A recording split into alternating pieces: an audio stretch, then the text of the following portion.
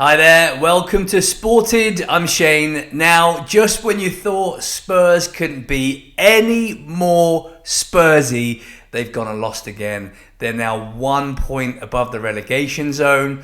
They are winless in 2026. They are absolutely in trouble. So let's get into it. This is via BBC Sport, and it's saying Tottenham's increasingly chaotic descent towards the relegation zone continued as thousands of supporters left early during their damaging home defeat against Crystal Palace last night.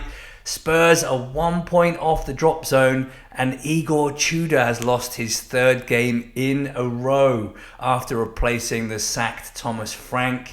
Now, Tudor was appointed as the firefighter, and it has gone horribly. It couldn't have gone any worse, leading to Jamie O'Hara on TalkSport last night having an absolute meltdown. It was brilliant, and calling for his head. Now, I thought it was a weird one myself when they appointed Igor Tudor. He doesn't know the club. He doesn't know the league.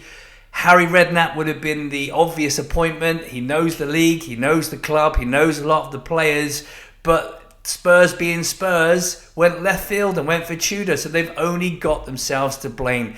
So who is responsible for this? It goes deep-rooted, and it goes all the way back to the 2019 Champions League final, when Pochettino should have been awarded a long contract and backed and been given the players he needed to progress. But they haven't. They just fell apart. Daniel Levy, with the stadium being built, he tightened the purse strings. He gave them, the recruitment's not been good enough. The players that have not been good enough. And it's all falling apart.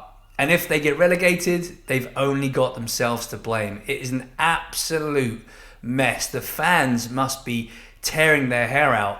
And now that Harry Kane's gone and Son, their two best players by a mile, the players that have replaced them and the recruitment thus far has not been good enough. Interestingly, they are the fourth biggest spenders. So it says here, since Pochettino's sacking in 2019, Spurs have spent 979 million on players with a net spend of 653 million.